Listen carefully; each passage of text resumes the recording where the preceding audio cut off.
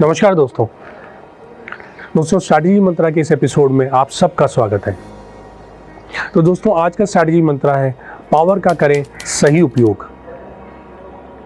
दोस्तों जब हम उन पोजीशंस पे पहुंच जाते हैं जहां हम डिसीजंस को इन्फ्लुएंस कर सकते हैं, डिसीजंस को ले सकते हैं, रोक सकते हैं, तो कई बार हम इस चीज़ पे केंद्रित हो जाते हैं कि हम कैसे ये दिखा पाएँ, कैसे इस चीज़ का प्रदर्शन कर पाएँ कि हमारे पास कितनी पावर आ गई है, कितनी अथॉरिटी आ गई है।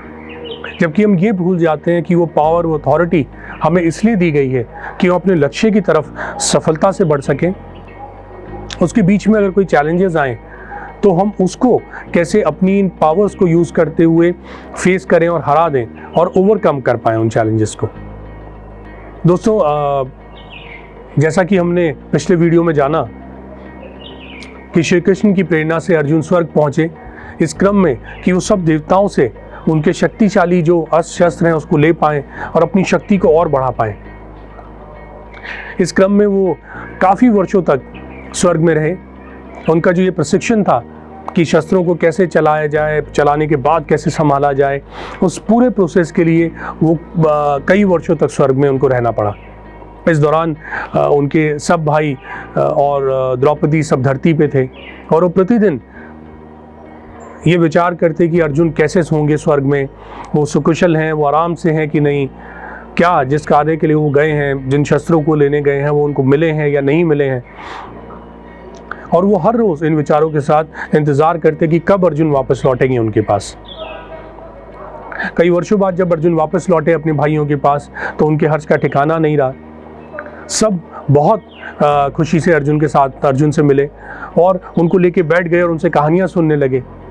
उनसे पूछने लगे कि आप बताएं कैसा रहा आपका स्वर्ग का एक्सपीरियंस, आप किन किन लोगों से वहाँ पे मिले, क्या स्वर्ग कैसा दिखता है, और सबसे महत्वपूर्ण जिस कार्य के लिए आप गए थे, जिस शस्त्रों को आप लेने गए थे, क्या उनको आप ले पाए, वो शस्त्र कैसे हैं, दिखने में कैसे हैं, वो कैसे इतने शक्तिशाली हैं, आप हमें बताएं। अर्जुन उनको बताने लगे कि उन्होंने बहुत शक्तिशाली शस्त्रों को ले लिया है। कुछ शस्त्र ऐसे हैं जिनसे वर्षा कभी भी करी जा सकती है, अग्नि उत्पन्न करी जा सकती है, कभी भी रोशनी में अंधेरे में रोशनी करी जा सकती है। ऐसे करके वो अलग अलग शक्तियों को, उन शस्त्रों के बारे में उनको बताने लगे। सब बहुत ही आश्चर्य से उनकी बात सुन रहे थे और सब बोलने लगे कि क्या सच में ऐसे शस्त्र हो सकते हैं, क्या उनसे सच में ऐसा हो सकता है, क्या हम शस्त्रों को देख सकते हैं, क्या हम उनको छू सकते हैं, क्या सच में आप हमें ऐसा करके दिखा सकते हैं कि जो आप कह रहे हैं वो सच में क्या वो शस्त्र कर पाएंगे। अर्जुन ने उनकी बात को माना और जैसा उन्होंने कहा कि आप हमें दिखाएं उन शस्त्रों को, अर्जुन ने एक एक कर सब शस्त्रों का आह्वान करना शुरू करा। शस्त्र प्रकट होने लगे और इसके साथ साथ वातावरण के अंदर बहुत बदलाव होने लगा।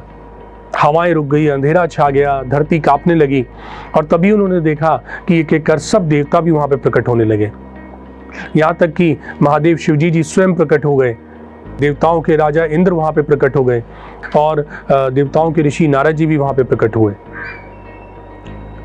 नारद जी सब देवताओं की तरफ से आगे बढ़े, वो अर्जुन के पास आए और उन्होंने कहा कि देखिए ये जो शक्तियां हैं, ये जो शस्त्र हैं, आपको इसीलिए दिए गए हैं कि हम सबको, सब देवताओं को ये लगा कि आप वो सही पर्सन हैं जो इनको जिम्मेदारी से अपने पास रख सकते हैं और पूरी जिम्मेदारी से आप इसको यूज़, इन शक्तियों को करेंगे जब सही समय आएगा, जब धर्म के कार्य के लिए आपकी इसकी उपयोगिता की ज़रूरत पड़ेगी।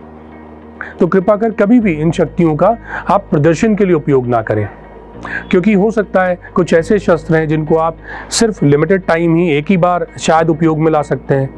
अगर आपने प्रदर्शन के लिए उसको यूज़ करा तो जब सही समय आएगा तो आप उसका उपयोग ही नहीं कर पाएंगे। या फिर जिनके ये शस्त्र हैं, जिन्होंने आपको इस विश्वास से ये दिया है कि आप पूरी जिम्मेदारी से इसका उपयोग करेंगे, ऐसा ना हो जब ये देखें कि आप इसको सिर्फ प्रदर्शन के लिए या चाहे अपनी शक्ति दिखाने, चाहे इन शस्त्रों की शक्ति को दिखाने के लिए उपयोग में ला रहे हैं, तो ऐसा ना हो कि वो सब शक्तियाँ, वो शस्त्र आपसे वापस ले लिए जाएं। अर्जुन ने और सभी ने उनसे इस बात का बहुत खेद जताया, उनको भी ये विश्वास दिलाया कि वो कभी भी इन शस्त्रों का उपयोग अब शक्ति दिखाने के लिए नहीं करेंगे, प्रदर्शन के लिए नहीं करेंगे। जब सही समय आएगा, जब उनको लगेगा कि ये सही समय है इन शस्त्रों को उपयोग करने का धर्म के कार्य के लिए, तभी वो उन शक्तियों का उपयोग करेंगे। तो दोस्तों, इसे हमें ये समझने को मिलता है कि हम जब भी डिसीजंस लें, उन पोजीशंस पे आने के बाद, जो हमारे पास अथॉरिटीज़ हों, जो हमारे पास पावर हो, तो हम इस बात को हमेशा ध्यान में रखें कि वो शक्तियाँ, वो पावर्स हमें इसलिए दी गई हैं कि हम ऐसे डिसीजंस बनाएं या ऐसे डिसीजंस लें जिससे कि हम अपने लक्ष्य की तरफ आगे बढ़ पाएं, अपने विजन को हम पूरी सफलता से अचीव कर पाएं।